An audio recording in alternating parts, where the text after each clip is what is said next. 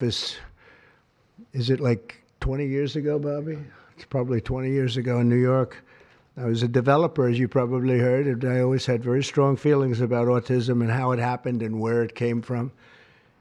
And he and I don't know, the word got out, and I wouldn't say that people were very understanding of where we were, but it's turning out that we understood a lot more than a lot of people who studied it, we think.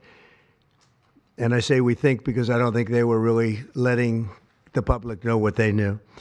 Thanks as well to the director of the National Institute of Health, Dr. Jay Bhattacharya, FDA Commissioner Dr. Marty McCary. These are great people.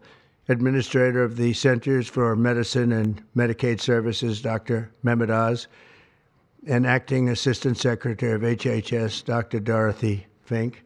So thank you all. Thank you, Dorothy, very much.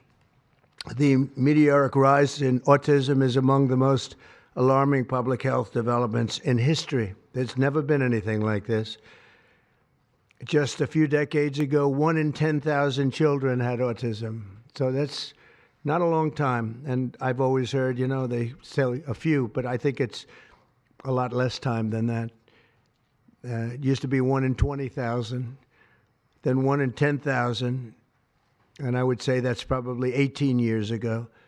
And now it's 1 in 31, but in some areas it's much worse than that, if you can believe it, 1 in 31. And I gave numbers yesterday. For boys, it's 1 in 12. I was told that's in California where they have, for some reason, a more severe problem. But whether it's 1 in 12 or 1 in 31, can you imagine? That's down from 1 in 20,000, then 1 in 10,000. And now we're at the level of 1 in 12 in some cases for boys, 1 in 31 overall. So since 2000, autism rates have surged by much more than 400%. Instead of attacking those who ask questions, everyone should be grateful for those who are trying to get the answers to this complex situation. And the first day all of these great doctors behind me were there, I told them this is what we have to find out. Because when you go from 20,000 to 10,000 and then you go to 12, there's something artificial. They're taking something. And by the way, I think I can say that there are certain groups of people that don't take vaccines and don't take any pills that have no autism. Does that tell you something? That's currently, is that a correct statement, by the way? There are some studies that suggest that, with the Amish, for example. The Amish, yeah, virtually. I heard none. See, Bobby wants to be very careful with what he says, and he should, but I'm not so careful with what I say. But you have certain groups. The Amish, as an example, they have essentially no autism. First, effective immediately, the FDA will be notifying physicians that the use of let's see how we say that. Acetaminophen. Acetaminophen. Is that okay? Which is basically commonly known as Tylenol during pregnancy, can be associated with a very increased risk of autism. So taking Tylenol is not good. All right, I'll say it. It's not good. For this reason, they are strongly recommending that women limit Tylenol use during pregnancy unless medically necessary. That's, for instance, in cases of extremely high fever, that you feel you can't tough it out, you can't do it. I guess there's that. It's a small number of cases, I think. But if you can't tough it out, if you can't do it, that's what you're going to have to do. You'll take a Tylenol, but it'll be very sparingly. It can be something that's very dangerous to the woman's health. In other words, a fever that's very, very dangerous, and ideally a doctor's decision, because I think you shouldn't take it. And you shouldn't take it during the entire pregnancy. They may tell you that toward the end of the pregnancy, you shouldn't take it during the entire. And you shouldn't give the child the Tylenol every time he's born, and he goes and has a shot, you shouldn't give a Tylenol to that child.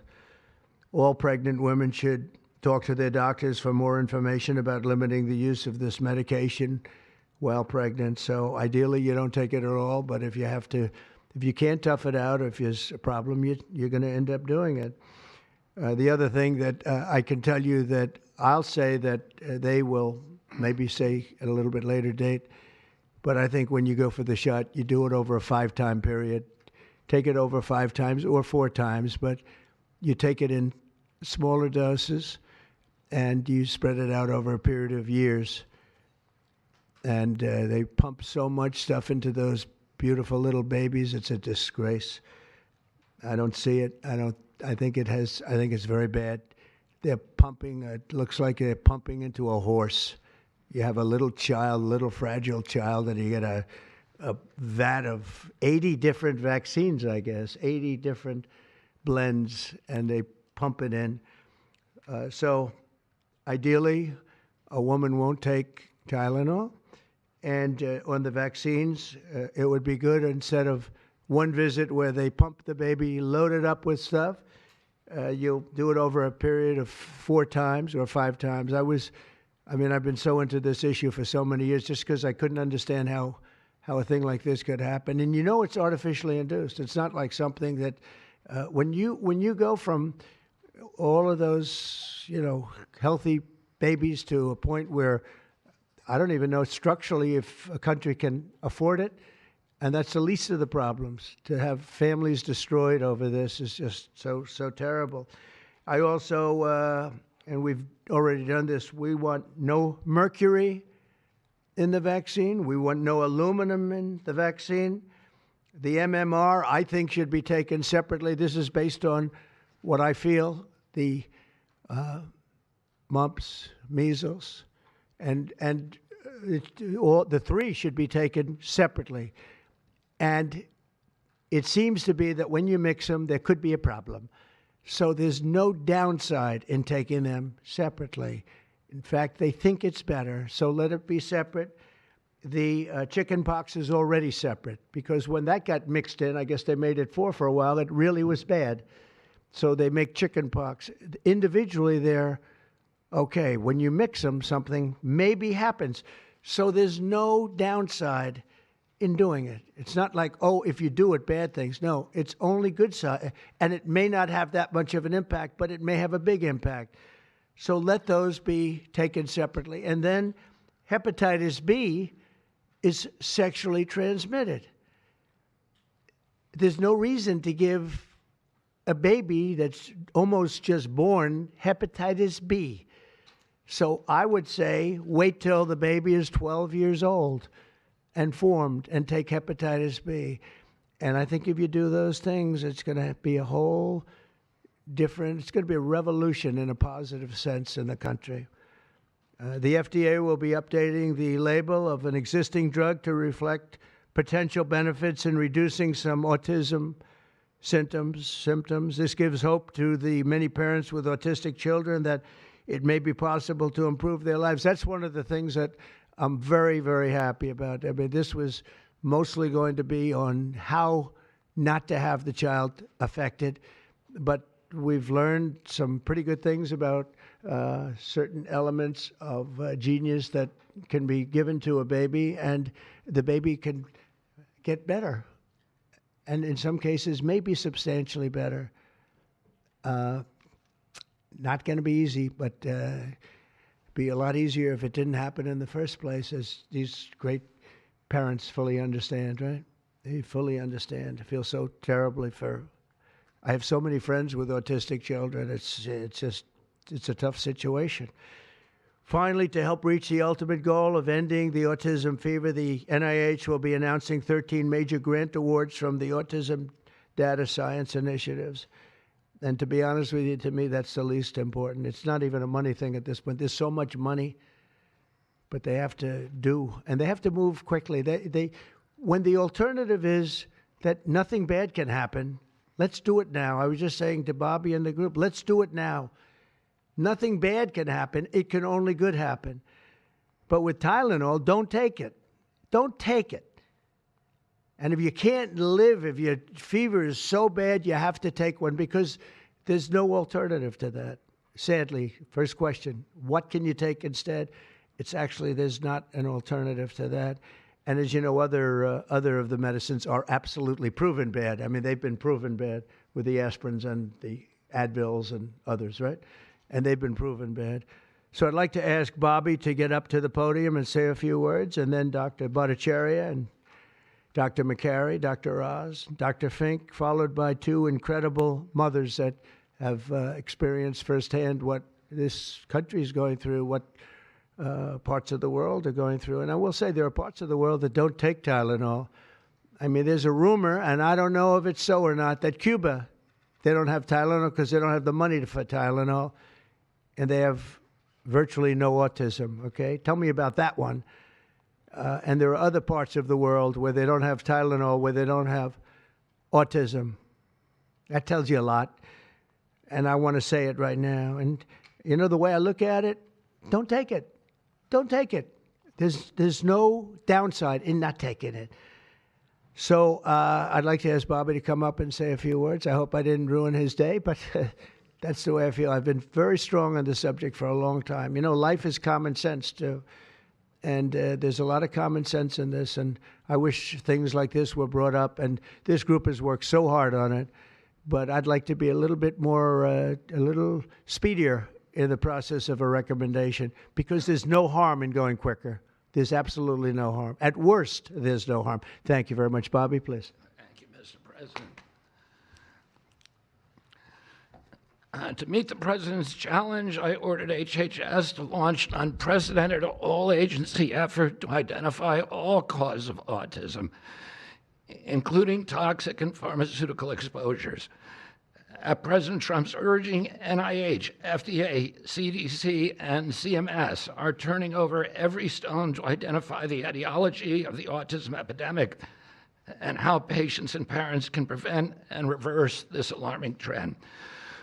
We have broken down the traditional silos that have long separated these agencies, and we have fast-tracked research and guidance. Historically, NIH has focused almost solely on politically safe and entirely fruitless research about the genetic drivers of autism. And that would be like studying the genetic drivers of lung cancer without looking at cigarettes. And that's what NIH has been doing for 20 years.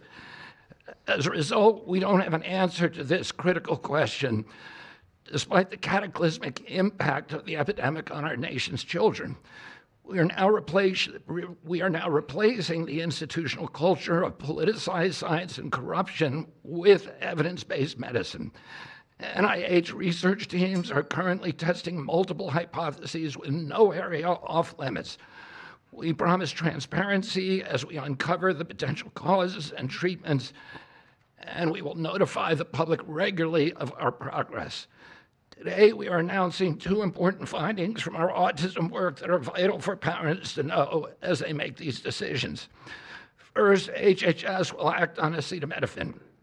The FDA is responding to clinical and laboratory studies that suggest a potential association between acetaminophen use during pregnancy and adverse neurodevelopmental outcomes, including later diagnosis for ADHD and autism. Scientists have proposed biological mechanisms linking prenatal acetaminophen exposure to altered brain development. We have also evaluated the contrary studies that show no association. Today, the FDA will issue a physician's notice about the risk of acetaminophen during pregnancy and begin the process to initiate a safety label change. HHS will launch a nationwide public service campaign to inform families and protect public health. FDA also recognized that acetaminophen is often the only tool for fevers and pain in pregnancy, as other alternatives have well-documented adverse effects. HHS wants, therefore, to encourage clinicians to exercise their best judgment in the use of acetaminophen for fevers and pain in pregnancy by prescribing the lowest effective dose for the shortest necessary duration and only when treatment is required. Furthermore, thanks to also to the politicization of science. The safety of acetaminophen against the risk of neurodevelopmental disorders in young children has never been validated. Prudent medicine, therefore, suggests caution in acetaminophen use by young children, especially since strong evidence also has associated it with liver toxicity. Some studies have also found the use of acetaminophen in children can potentially prolong viral illnesses. FDA will drive new research to safeguard mothers, children, and families. In addition to a possible acetaminophen connection to autism for pregnant women, infants, and toddlers, our research has revealed that folate deficiency in a child's brain can lead to autism. We have also identified an exciting therapy that may benefit large numbers of children who suffer from autism. Peer-reviewed literature has documented that up to 60% of folate-deficient children with ASD can have improved verbal communications if given leucovorin. I have instructed NIH, FDA, and CMS to help doctors treat children appropriately. Jay will help tell that story, which started with sound science, the kind that restores faith in government. This announcement also represents a historic collaboration between NIH, FDA, CDC, and CMS. We expect this to be the first of many announcements over the coming years that deliver actionable information to parents on underlying cause of autism and the potential paths for prevention and reversal. Finally, autism is a complex disorder with multifactorial etiology. We are continuing to investigate a multiplicity of potential causes with no areas of taboo. One area that we are closely examining, as the President mentioned, is vaccines. Some 40 to 70% of mothers who have children with autism believe that their child was injured by a vaccine. President Trump believes that we should be listening to these mothers instead of gaslighting and marginalizing them like prior administrations. Some of our friends like to say that we should believe all women. But some of these same people have been silencing and demonizing these mothers for 3 decades because research on the potential link between autism and vaccines has been actively suppressed in the past. It will take time for an honest look at this topic by scientists. But I want to reassure the people in the autism community that we will be uncompromising and relentless in our search for answers. We will perform the studies that should have been performed 25 years ago. Whatever the answer is, we will tell you what we find. We are researching this issue to all 3 agencies. Jay will discuss one of our research initiatives at NIH.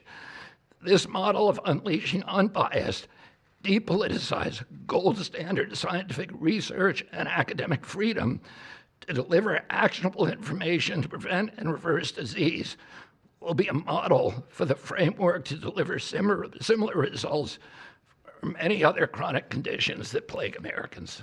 Jay? Thank you, Secretary Kennedy, and thank you, President Trump. Thank you very much. I'm proud to announce today that the NIH has launched the Autism Data Science Initiative to turbocharge autism research, devoting an additional $50 million to the cause of studying autism. Nearly 250 research teams from across the country applied, sent in their applications, and were peer-reviewed by the NIH review panels. The NIH peer reviewers chose the 13 best projects focused on root causes and therapies, with replication and validation studies to guarantee gold standard science.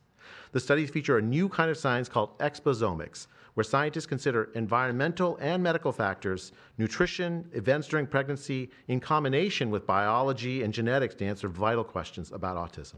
Science like this, conducted in partnership with families and physicians, is the best way to arrest and reverse the autism epidemic. Autism spectrum disorder encompasses a very wide range of symptoms, ranging from mild difficulties with social interactions to profoundly autistic children who experience severe disabilities in speech and behavior. Given this wide range of symptoms across the spectrum, it seems certain that there will be a wide range of biological contributors to explaining the cause. The great thing about the new NIH initiative on autism is that scientists will use rigorous advanced methods in causal inference, machine learning, organoids, and other fresh approaches to the problem. The sharp rise in the prevalence of autism deserves an urgent response by the scientific community.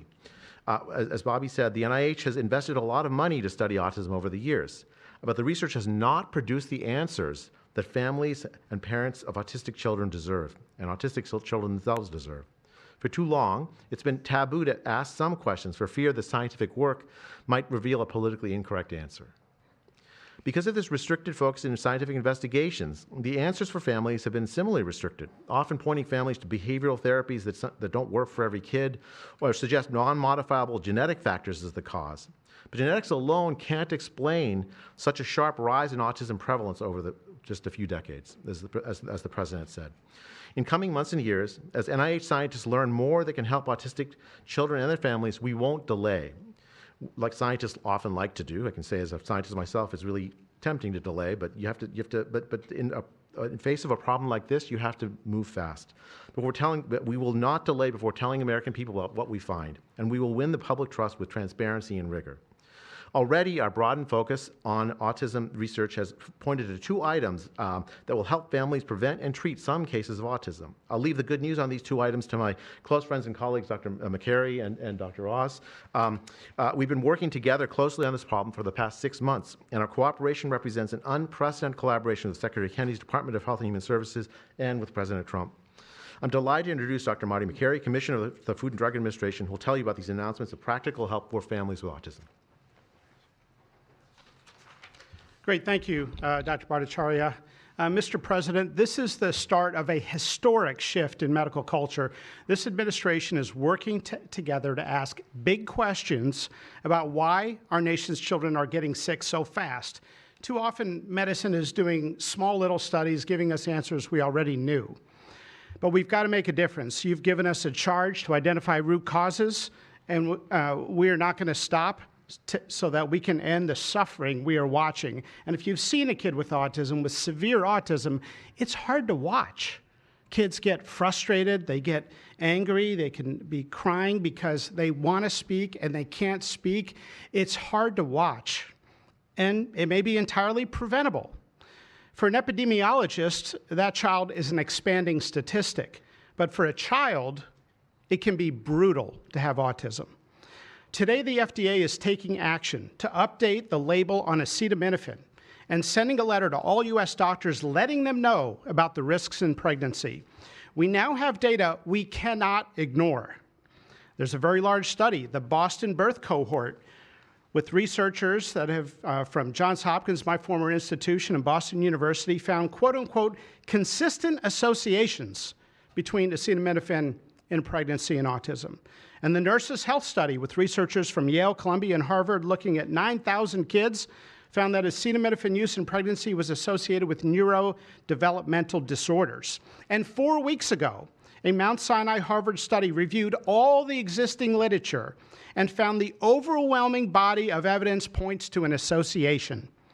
Sure, you'll be able to find a study to the contrary. That's how science works. But to quote the dean of the Harvard School of Public Health, there is a causal relationship between prenatal acetaminophen use and neurodevelopmental disorders of ADHD and autism spectrum disorder. We cannot wait any longer.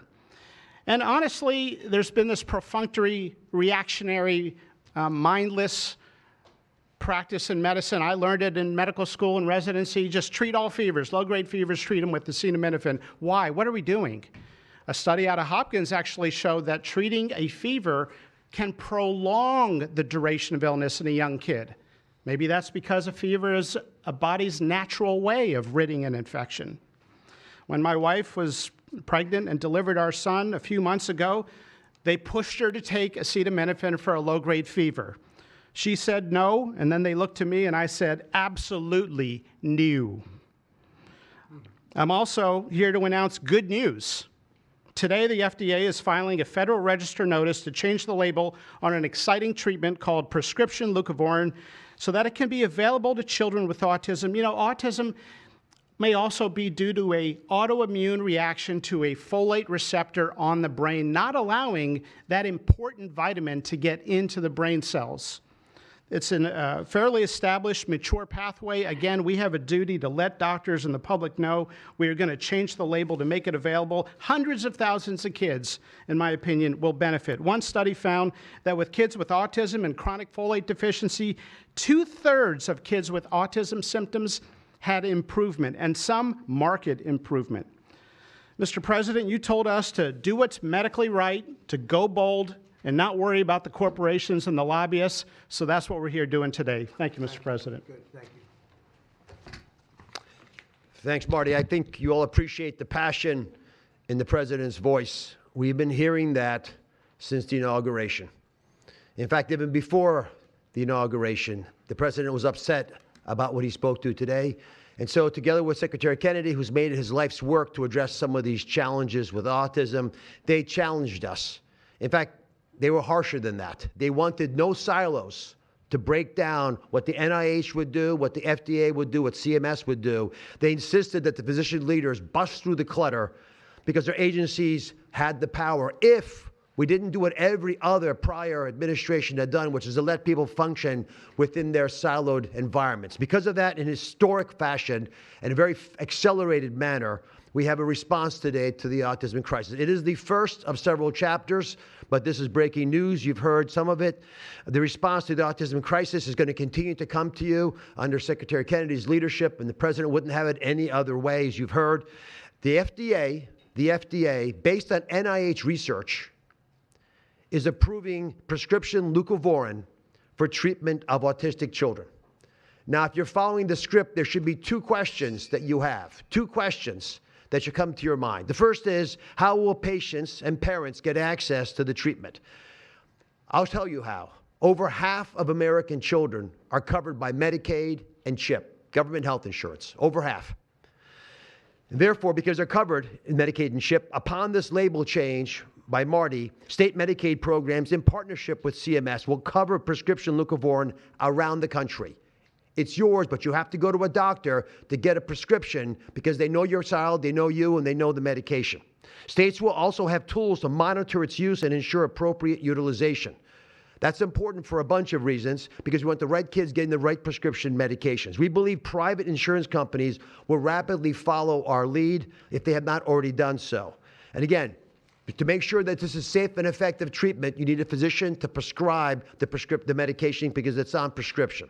Second big question, how are we going to collect clinical data to answer the big questions that the President's asking and the Secretary insists that we offer? CMS is also issuing guidance to convene states and existing research networks to support NIH and FDA in their research efforts of prescription leucovorin, while also maintaining the privacy of all patients, all health information of our beneficiaries. Collecting real-world data, which is what many of you have been asking us to do in the community, is fast, it is life-saving, and we'll get answers based on what happens over the next few months with this approach. The aggressive approach, and it is aggressive, demanded by the President and by the Secretary, have already identified risk factors and opened the door for the first FDA-recognized treatment pathway for autism. It is the first of its kind, and it wouldn't have happened without the leadership of the President and the Secretary. The fivefold increased prevalence of autism over the past 25 years demands a rapid response. The average clinician, researcher, we spoke to many, thought it would take 5 years to get this data. Parents are unwilling to wait 5 years. The President is unwilling to wait 5 years for these results. So the President and the Secretary are acting today with this tri-agency move. The administration's bold actions investing in groundbreaking research follow the science, they restore trust, which has been lacking, and they will change the trajectory for millions of American families. Mr. President, God bless you for being brave. Thank you very much. So let me introduce Dr. Fink, who's acting administrator, and after Dr. Fink, we've got some wonderful women, Jackie and Amanda. I know it's going to be tough, but if you can make some comments about this historic day, God bless you. Thank you, Mr. President, for this opportunity to speak with all of you today. As a pediatrician and mom, I am here today to talk about what this announcement means for the millions of moms and dads who are faced with the choice of whether to take acetaminophen during pregnancy. It's hard to hear information that challenges the status quo.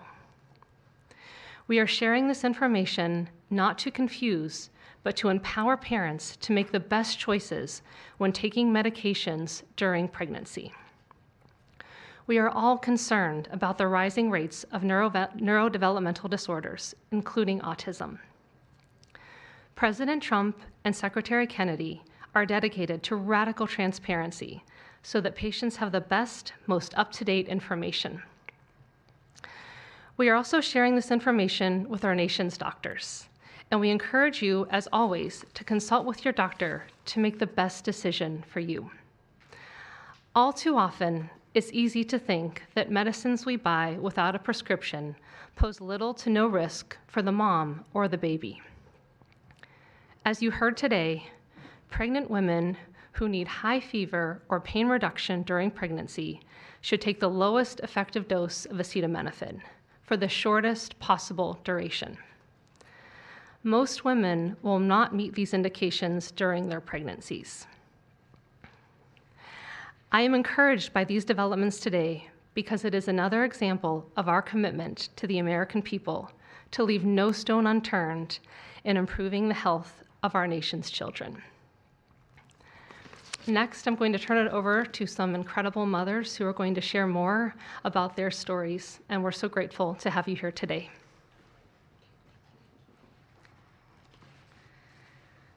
Thank you. Thank you, Mr. President and team, for all your work. This is an historic day, and I'm thankful to be here. I have a son who's 5 who is profoundly autistic, and you've probably heard if you've met one autistic child, you've met one autistic child. It's a spectrum, which I don't think the spectrum is helpful, but that's another conversation. He is an amazing little boy, a blessing from God. He's marvelous. He can count to 1,000. He knows all of his letters and the sounds they make and a word for each one. But he also has a lot of obstacles. He is nonverbal. He can say those numbers and letters, but there's no communication. Unless you've lived with profound autism, you have no idea. You have no idea. He, like you said, he will get frustrated because he can't speak. It's not even that he can't speak. Sometimes he just doesn't understand what I'm saying. He understands the word no, but he doesn't understand the why behind the no. And that's a huge part of discipline. That's the discipline. So it's very hard to discipline a child with autism, so you have these behaviors. And it's a very hopeless feeling.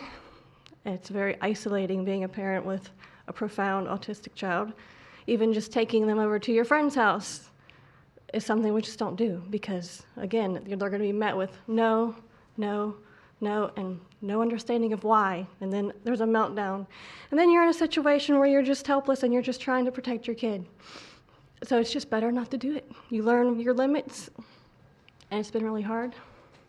This is amazing that we're here today. And no one has been able to point to anything to say this is what caused it. And you can't point to that and say it didn't cause it. I have no idea. I'm completely open. I'm not blaming anything, but I'm open to the discussion and the fact that there's work being done to find answers. I'm very grateful. I was already excited to vote for Mr. Trump anyway, Mr. President.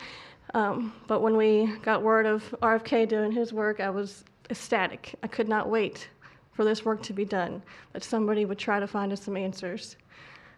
I'm just very grateful. I pray for my son every day and hope that he can get the help that he needs. And just thank you. Thank you. Thank you very much. Thank you, Bonnie. You take care of yourself. Thank you.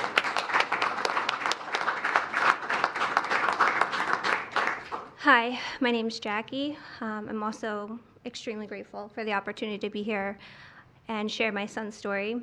My son is Eddie. He's 11. He's on the opposite end of the spectrum from what Amanda just explained. He's considered high functioning. He was not always high functioning. He was nonverbal till the age 4.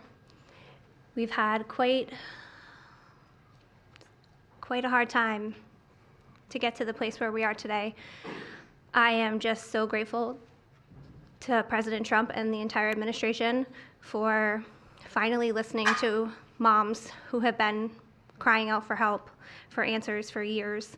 I've met so many other moms with children on the spectrum in the 9 years since my son's diagnosis, and they all have very similar stories.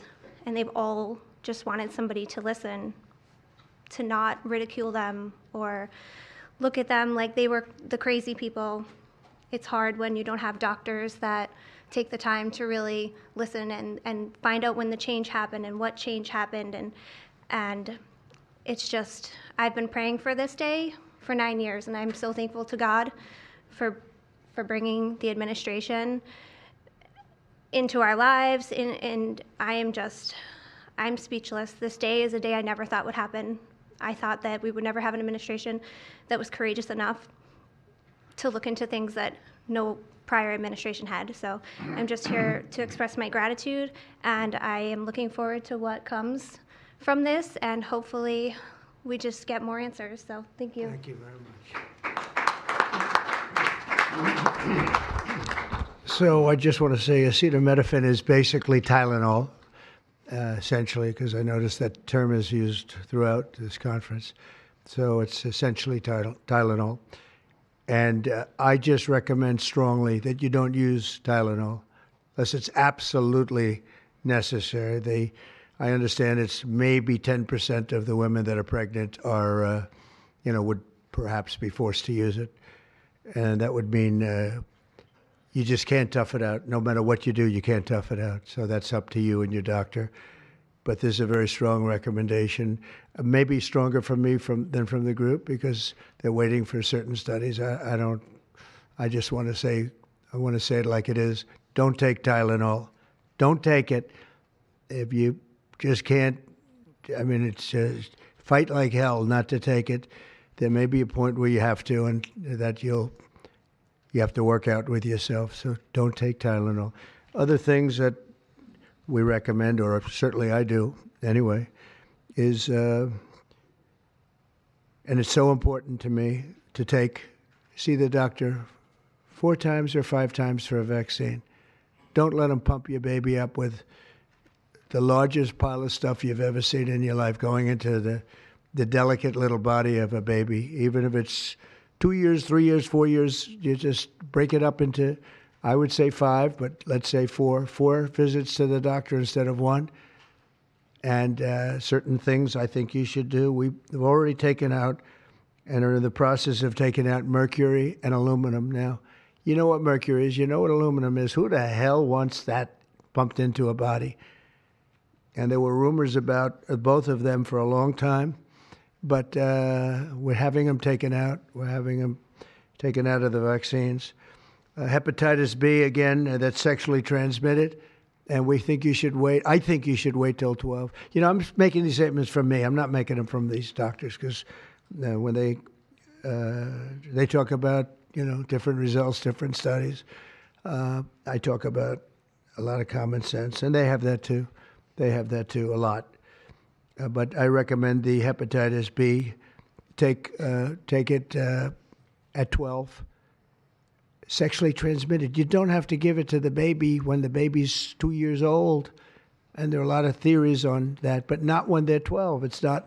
Doesn't seem to be a problem at all. The MMR and the chickenpox. Chickenpox has already been broken out. It's a singular shot. But the MMR is not. And I've heard for years that there's a problem with it. But they say that there's no problem if you do each shot separately, not put together. So an MMR, go out and do it separately. Don't take Tylenol. Don't give Tylenol to the baby after the baby's born. Every time the baby gets a shot, the baby gets a shot. They say, here, take a cup of Tylenol. I've heard that for years. Take Tylenol. Don't take Tylenol. Don't have your baby take Tylenol. Now, Tylenol is fine for people that aren't pregnant, that aren't in the situation that we're talking about. One very specific situation. If you're pregnant, don't take Tylenol. When you have your baby, don't give your baby Tylenol at all. unless it's absolutely necessary. Don't do it. Break up your visits to the doctors. Break them up. Do it in 5 if you can. Now, it's inconvenient. It's inconvenient. Oh, you got to have to go back another year later. You're going to go back each year for 4 years, 5 years, 3 years. Just break it up. Break it up, because it's too much liquid. Too many different things are going into that baby at too big a number. The size of this thing, when you look at it, it's like 80 different vaccines and beyond vaccines, and 80. Then you give that to a little kid. I mean, I can tell you that I had a woman who worked for me, a beautiful, wonderful woman, worked in Trump Tower, and she had the most perfect child. Beautiful, just perfect. And I remember this little blonde-haired boy running around the lobby of Trump Tower, so healthy and so vibrant. And I said, that's great. One day I came in and she was crying her eyes out behind the counter. She worked at the front desk. She was crying her eyes out. I've never, as much as I've ever seen anyone distraught, she was. I said, are you okay? What happened? My boy, I've lost my boy. What does that mean, your boy?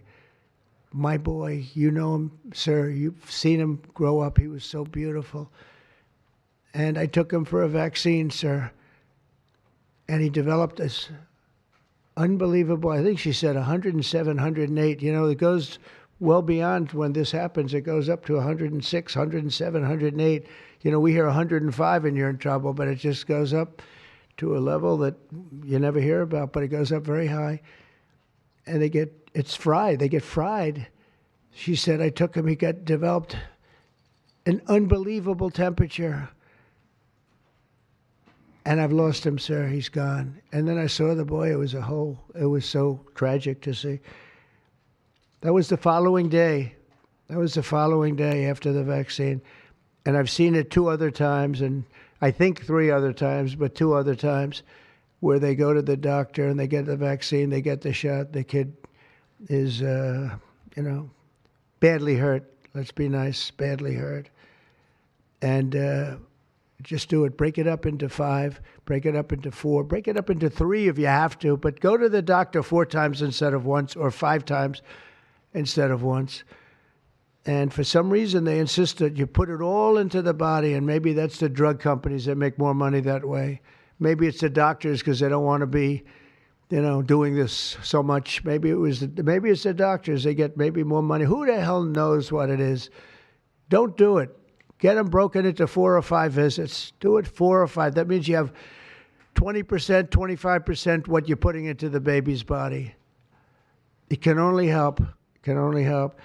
And the other things I told you about, just the word tough it out. It's easy for me to say tough it out, but sometimes in life with a lot of other things, you have to tough it out also. Don't take Tylenol. Don't give Tylenol to the baby. When the baby's born, they throw it at you. Here, give him a couple of Tylenol. They give him a shot. They give him a vaccine. And every time they give him a vaccine, they're throwing Tylenol.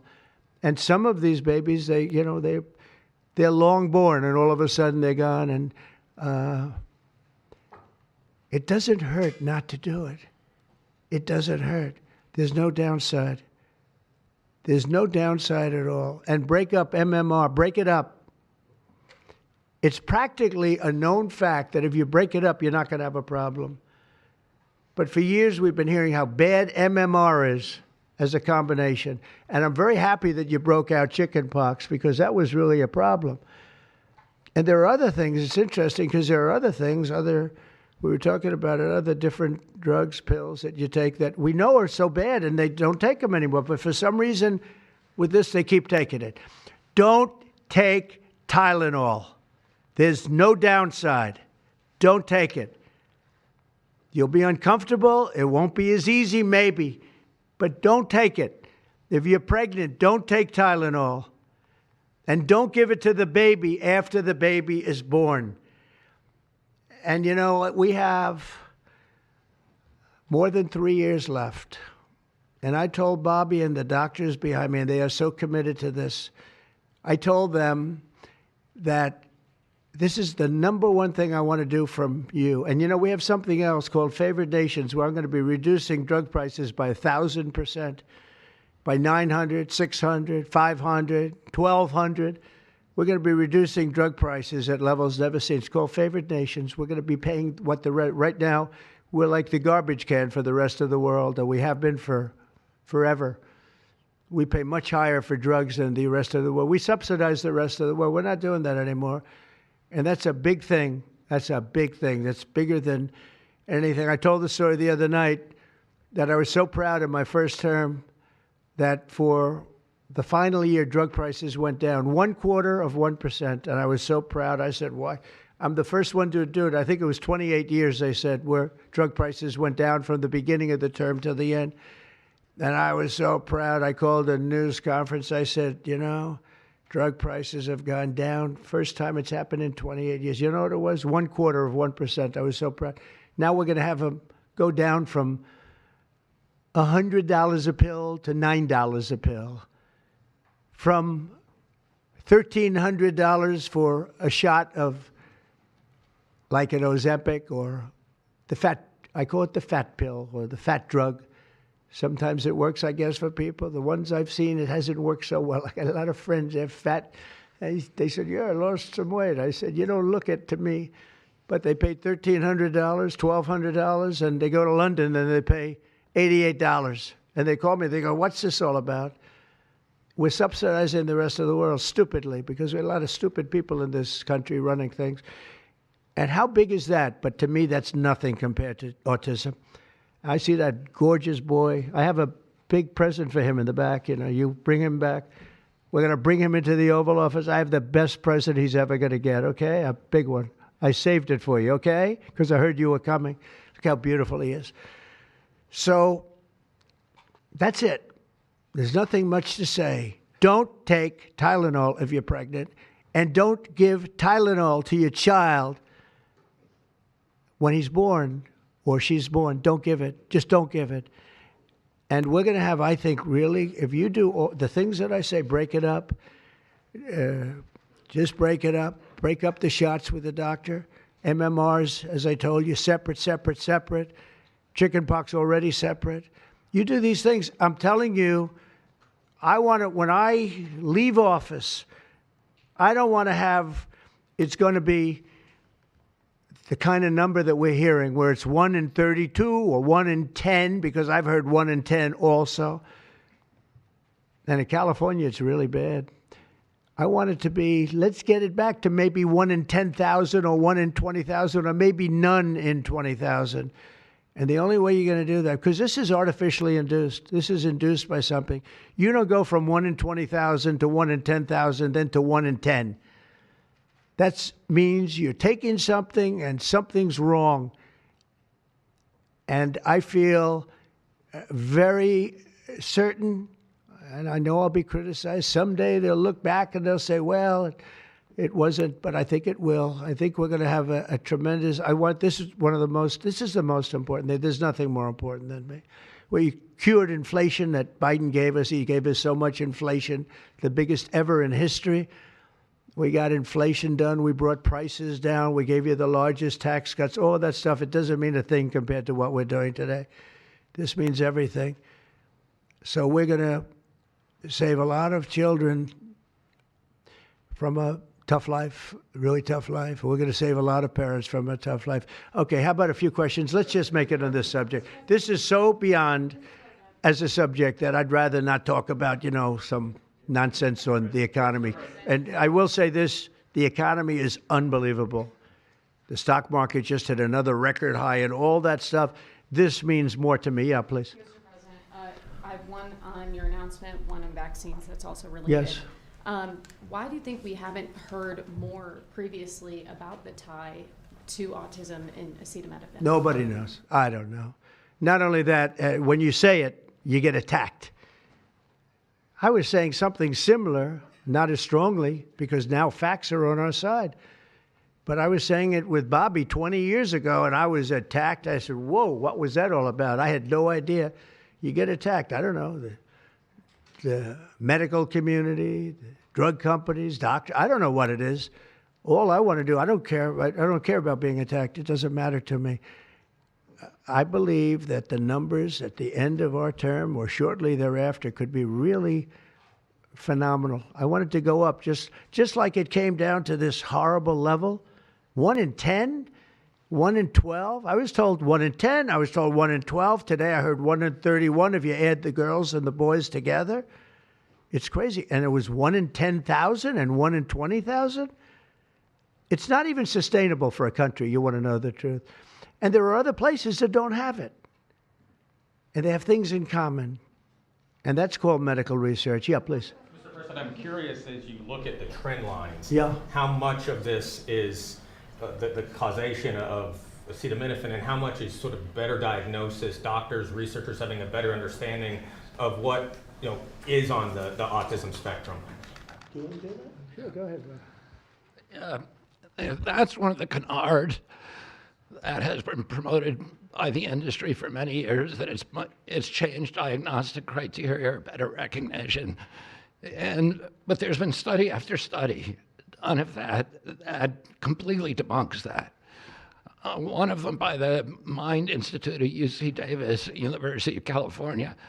But also it's just common sense, because you're only seeing this in people who are under 50 years of age. If it were better recognition or diagnosis, you'd see it in 70-year-old men. I've never seen this happening in people my age. I've never seen a case of full-blown autism, and that means profound autism. I want to be very careful. Head banging, stimming, toe walking, nonverbal, non-toilet trained. I've never in my life seen a 70-year-old man who looks like that. You're only seeing it in the kids. It's an epidemic. Thank you, Mr. President. I was hoping that you could clear up confusion for moms and dads across America, many of whom voted for you. There's a statement that was put out by the American College of Obstetricians and Gynecologists, and in their statement, they write, acetaminophen remains a safe, trusted option for pain relief during pregnancy, and that's at odds with what you said and with what many of the experts say. How do you clear up this confusion? That's the establishment. They're funded by lots of different groups. And you know what? Maybe they're right. I don't think they are, because I don't think the facts bear it out at all. They're fighting for something that, in my opinion, they shouldn't be fighting for. But here's the thing. There's no downside to doing, other than a mother will have to, as I say, tough it out a little bit. There's no downside to doing this. It's not like, oh, if you do this, you're going to die. There's no downside. There's no downside to going over a 4-year or a 5-year period or a 3-year period, or even if you space them out for 6 months, you space it out. There's no downside.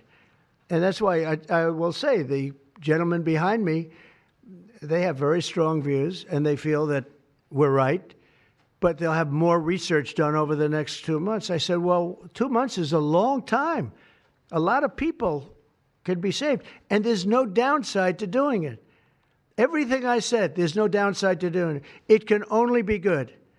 And I think you're going to see very good results. That's establishment stuff, and we've been reading that about a lot of things for years.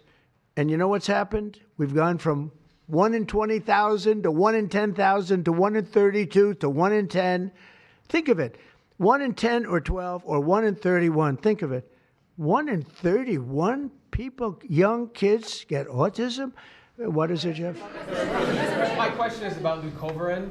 You mentioned that as part of your plan. That is also a chemotherapy treatment. Have you been in touch with the drug companies to increase production about that? And I'm going to throw in my follow-up at the same time. Dr. Oz mentioned that this will be available with CHIP, children who are on CHIP. But the big beautiful bill reduced funding for CHIP and Medicaid by $1 trillion over the next 10 years. Are you concerned that that will impact your ability to get this drug out? I'll explain it to you in a second, but please go ahead. Thank you. Thank you. Leucovorin is not a chemotherapy, but it is a vitamin given with chemotherapy sometimes. And the idea here is that the folic acid receptor in the brain is blocked by some antibody response. It might be 20, 40, 50% of kids with autism.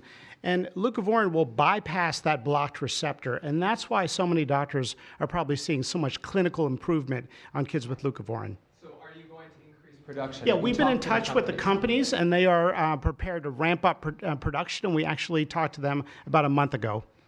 And on your second part of your nasty question, the number is that the great big beautiful bill, which is the greatest, I think one of the best things ever passed in the history, with the tax cuts and regulation cuts and all of the things it does, no tax on tips, no tax on Social Security, no tax on overtime, all of it does.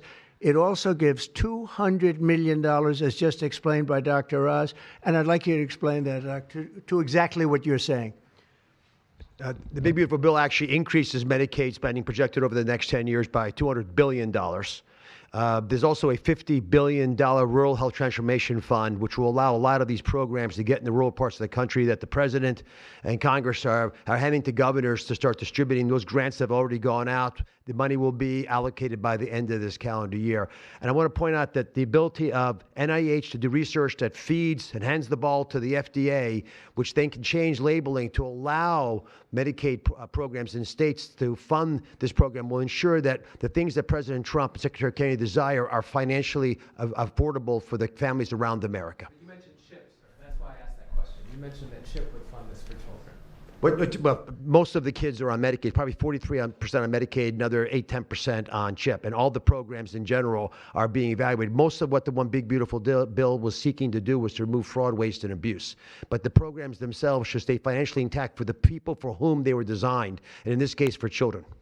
And the only thing we cut, so that's $200 billion positive. The only thing we cut was for fraud, waste, and abuse, of which there was a lot in this country, and nobody minds that. Yeah, please. Mr. President, you said that there is no reason to give newborn babies hepatitis B vaccines.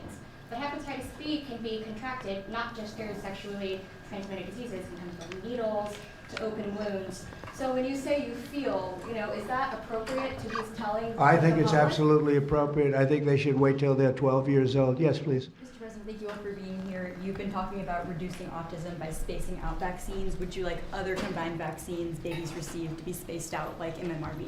What is this again? You've been talking. Speak up, please. Sir. You've been talking about reducing autism by spacing out vaccines. Right. Correct. Would you like the other combined vaccines babies receive to be spaced out, like MMRV? I would say yes, but that just is, for me, it's a lot of common sense involved in this. It's a process, but we're looking, but it should at least be given separately. Now, it's possible that you can reduce them and I'd give them in small doses, but it's possible maybe in that particular case, the MMR wouldn't work in small doses, but you can certainly give them as separate shots. It's been proven to be very safe when you give them in separate shots instead of mixing. So I don't think there's any reason to do that. Do you agree with it? I'm not a doctor, but I'm giving my opinion. I don't think there's any reason to do that. So it's been proven to be safe when you break them up. But MMR by itself, I've heard bad things about it for many years. Yes, please. Mr. President, is the spectrum too broad, in your opinion? For research purposes, you are dealing with a population of children who might have social boundary difficulties, and then you have children who are, going to grow up to be adults in diapers. I mean, what do you think? We don't know how broad the spectrum is. We don't know exactly where it starts and where it ends, but we do know what we're going through. We're going through some very serious trouble, and we know autism. I mean, it could be bigger, it could be small, a little bit smaller, but the number is unacceptable. And the number, the way it's come down, because the spectrums remain the same, the number, the way it's come down is just unacceptable, meaning come down to that level of 1 in 10, 1 in 12, 1 in 31. Mr. President, medical professionals. Go ahead in the back. Mr. President, this question is more directed towards Secretary Kennedy. It was talked about that we're just kind of finding out about the fact that babies are affected this way. Is there a concern that information is being suppressed right now within HHS, and could an investigation perhaps be launched seeing any more information? Well, I think information has been really not given out very freely over the years, absolutely. And I think that's by drug companies and maybe doctors, but I certainly think that over the years. I think this is a different group. We have a lot of information. And that information, I mean, it's the information that we have that we're making these statements. And I'm making them out front, and I'm making them loud, and I'm making them strongly not to take Tylenol, not to take it. Just don't take it unless it's absolutely necessary, and there's not too many cases where that will be the case. And again, what's the worst? The worst is nothing can happen. It's very positive. That's a positive thing. But I don't believe I don't actually believe that's possible. I think the results are going to be amazing. I want to see amazing results by the time I leave this beautiful building. And I will consider this, I believe, with the wars, I've stopped 7 different wars. I've saved millions of lives. I've done a lot of things. This will be as important as any single thing I've done, because I know ladies, beautiful ladies just like this that are going through the same thing, and it's not easy. And I admire you for being able to do it. But I admire him, too. I wish I had a face that looked like that. If I looked like him, I would have been president a long time ago. Parental is widely used in other countries, too. As you make this announcement, do you expect your decision may affect I other hope they countries? follow it, yeah. I hope they follow it. Yeah, other countries are, sell Tylenol. Some countries don't. I mean, I hear Cuba. Now, again, you'll have to check this out. But I hear Cuba doesn't have it because it's very expensive. And they don't have the money to have it, or they don't want to spend the money to have it. They don't have Tylenol. And I hear they have essentially no autism. So you'll have to check it out.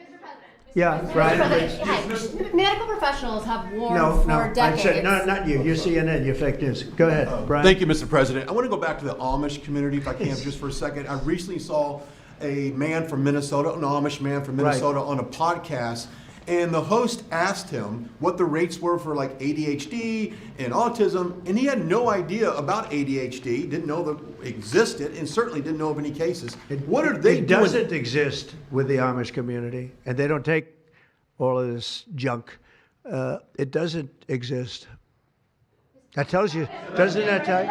That's like certain countries where it doesn't exist and they don't take it. Would you like to make a comment about that, Mark? The Amish population, a very mixed group. So there's a subset that take vaccines, a subset that does not. And we know they have very low rates of chronic disease all across the board. Please. Thank you, Mr. President. Should the establishment media show at least some openness to, trying to figure out what the causes of autism are? I wish they would, yeah. And why are they so closed-minded? Well, look, it's not only the media, in all fairness, it's some people. When you talk about vaccines, they go crazy. And, I'm a big supporter of vaccines. I got a certain vaccine approved in 9 months that would have taken from 5 to 12 years. I'm very proud of it. A lot of people think it was one of the greatest things I've done, and some people think, mostly Republicans, actually. I'll tell you, the Democrats think it was, they think Operation Warp Speed was one of the greatest things any president has done, any president. It's, we're very proud of what happened. We got hit with something that came from a place that shouldn't have happened, but it did happen. Those things take place, and you're very unpleasantly surprised. But no, I'm a big believer in vaccines. The polio vaccine, big believer in vaccines. I know Bobby and you guys have it out a little bit, but he's a believer in vaccines too. But I've seen how great vaccines can be, how incredible they can be. So I'm a believer. Yeah. Yeah, please. Your comments made about MMR and hepatitis B, I know you said those were your suggestions, but have you spoken with Secretary Kennedy about actually making those changes? I have, yeah, I have. I've spoken to all the doctors about it, and doctors that are not here right now. I've spoken to many doctors about everything we're talking about. And, the Tylenol has started to be spoken of over the last period of time, but we've been doing the research. A lot of what they've been speaking about comes from right here, by research done by these people. And I just say it again, don't take Tylenol. Don't take it. And don't give it to your child after your child is born. And do all those other things, little things, just spread out your visits, et cetera, on the vaccine. And I want to thank everybody. This is a very important day. Thank you very much.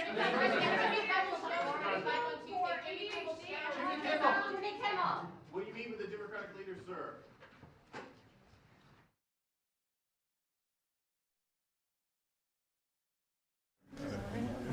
He's not going to answer my